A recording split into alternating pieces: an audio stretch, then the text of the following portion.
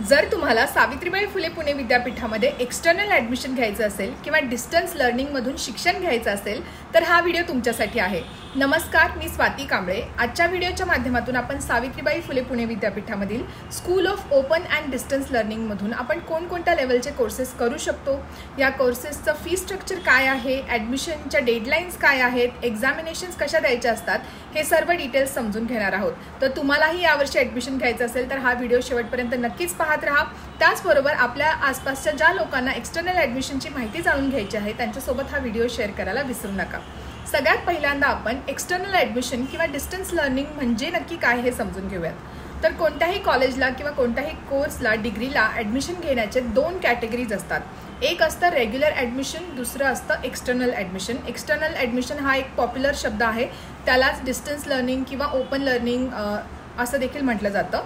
So regular ॲडमिशनच्या केसमध्ये आपल्याला फॉर्म भरायचा असतो, ॲडमिशन घ्यायचं असतं, मात्र आपल्याला रोज त्या कॉलेजमध्ये किंवा त्या डिपार्टमेंटमध्ये जाऊन लेक्चर्स अटेंड करून अटेंडन्स आपला तिथे कंप्लीट करून एक्झाम्स देऊन मग ही आपल्याला डिग्री मिळते। मात्र एक्सटर्नल मोडमध्ये आपल्याला कुठेही कॉलेजला जावं लागत नाही, रेग्युलरली लेक्चर्स अटेंड करावे लागत नाहीत, आपला फिजिकल प्रेझेन्स तिथे रिक्वायर्ड नसतो।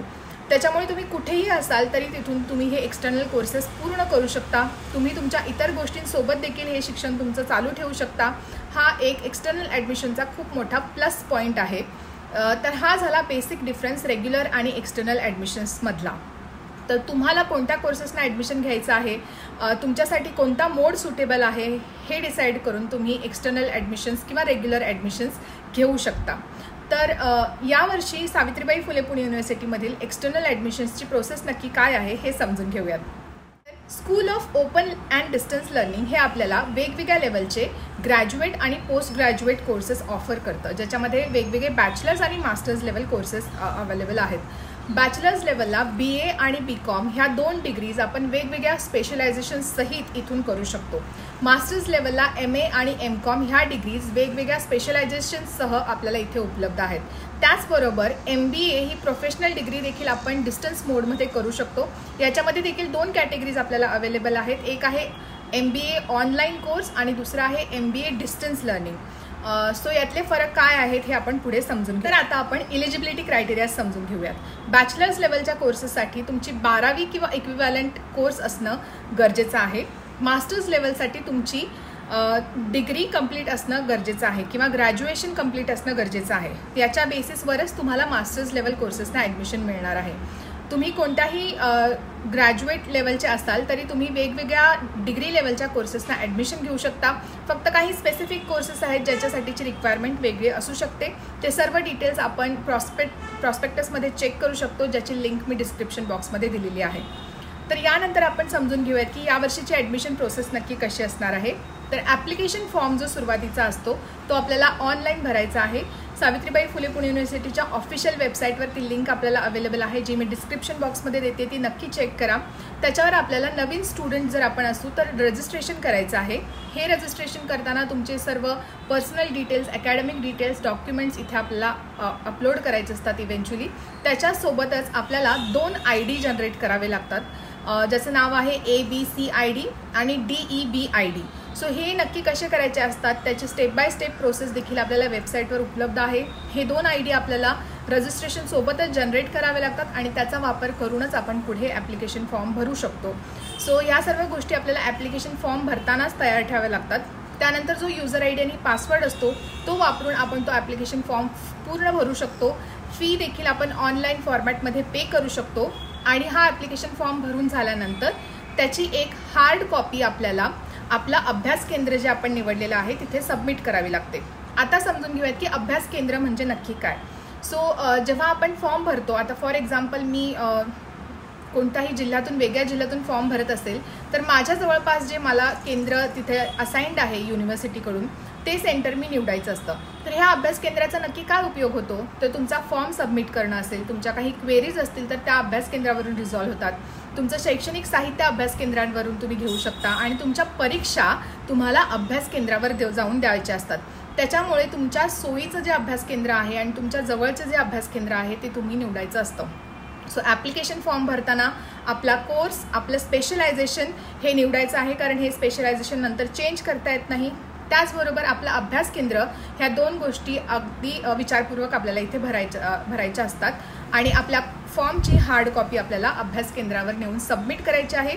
जेव्हा आपण ऑनलाईन पद्धतीने कॉपी सबमिट करतो आणि हार्ड कॉपी देखील अभ्यास केंद्रामध्ये जाऊन देतो, त्याच्यानंतरच आपलं ॲडमिशन कन्फर्म होतं.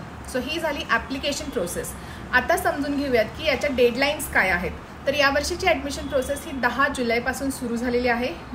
त्याचबरोबर MA सायकॉलॉजी हा एक कोर्स आहे ज्याची ॲडमिशन प्रोसेस 17 जुलैपासून चालू झालेली आहे. आणि last date of filling out all these forms is 25 August. म्हणजे 25 ऑगस्टपर्यंत आपण हे फॉर्म्स भरू शकतो. आणि याची हार्ड कॉपी देखील आपल्याला 25 ऑगस्टच्या आतमध्येच आपापल्या अभ्यास केंद्रांवर सबमिट करायची आहे. सो ह्या काही महत्त्वाच्या डेडलाईन्स आहेत ज्या लक्षात घेऊन आपण आपल्या ॲप्लिकेशन प्रोसेस लवकरात लवकर सुरू करायची आहे. ABC ID, DEB ID, त्याचबरोबर रिक्वायर्ड डॉक्युमेंट्स कोणकोणते आहेत, फीस काय आहेत, हे सर्व आपण प्रॉस्पेक्टसमधून वाचून आपली ॲडमिशन प्रोसेस पूर्ण करायची आहे. आता आपण थोडक्यात वेगवेगळ्या कोर्सेसचे फी स्ट्रक्चर्स समजून घेऊयात.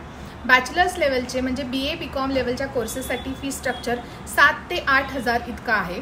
त्याचबरोबर मास्टर्स लेवलच्या कोर्सेससाठी देखील फी स्ट्रक्चर 8 ते 9 हजार वार्षिक इतका आहे. त्याचबरोबर जो प्रोफेशनल कोर्स आहे MBA सारखा कोर्स, त्याची डिस्टन्स मोडमधली फी आहे जवळपास 30,000. त्याचबरोबर जो दुसरा ऑनलाईन कोर्स आहे ज्याच्यामध्ये आपण रेग्युलरली इंटरॅक्शन करू शकतो, लेक्चर्स अटेंड करू शकतो, जे ऑनलाईन फॉर्मॅटमध्ये होतील, त्याची फी मात्र पर सेमिस्टर 40,000 इतकी आहे. सो ह्या काही फी स्ट्रक्चरच्या रेंजेस आहेत. स्पेसिफिक फी स्ट्रक्चर्स आपल्याला प्रॉस्पेक्टसमध्ये बघायला मिळतील.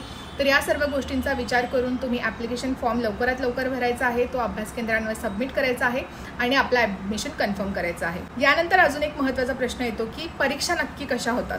सो आपलं शिक्षण जरी डिस्टन्स मोडमध्ये होत असलं, आपण सेल्फ स्टडी करत असलो, तरी आपल्याला वेगवेगळे अभ्यासाचे रिसोर्सेस वेगवेगळ्या गव्हर्नमेंटल नॉन गव्हर्नमेंटल ऑर्गनायझेशन्सकडून उपलब्ध आहेत. ते आपल्याला अभ्यास केंद्रांवर उपलब्ध आहेत. त्याच्यातून आपण स्वतः अभ्यास करायचा असतो.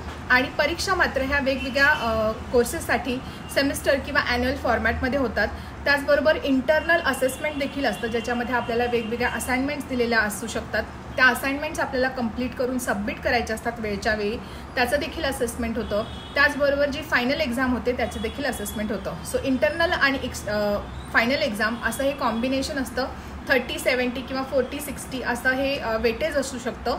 आणि ह्या दोन्ही एक्झाम्स दिल्यानंतर आपण जेव्हा पास होतो त्याच्यानंतरच आपल्याला ह्या डिग्रीज मिळतात.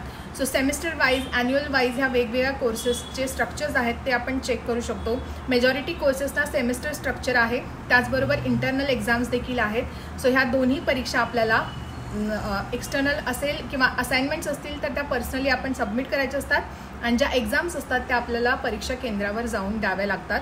त्यामुळे परीक्षा ह्या मात्र आपल्याला फिजिकली द्याव्या लागतात. त्याच्यानुसार आपण आपला अभ्यास केंद्र देखील निवडायचं असतं. सो ह्या काही महत्त्वाच्या गोष्टी होत्या ओव्हरऑल एक्सटर्नल ॲडमिशन्सच्या संदर्भातील. तुम्हाला अजून काही डाऊट्स असतील तर ते कमेंट बॉक्समध्ये नक्की कळवा. जास्तीत जास्त प्रश्नांची उत्तरं देण्याचा मी नक्कीच प्रयत्न करेल. त्याचबरोबर आपल्या आसपासच्या अनेक लोक असतात ज्यांना आपलं शिक्षण अर्धवट राहिलेलं असतं किंवा त्यांना अजून शिकायची इच्छा असते, त्यांच्यासोबत हे व्हिडिओ शेअर करायला विसरू नका. आणि असेच अनेक अपडेट्स जाणून घेण्यासाठी माझ्या चॅनलला देखील सबस्क्राईब करा.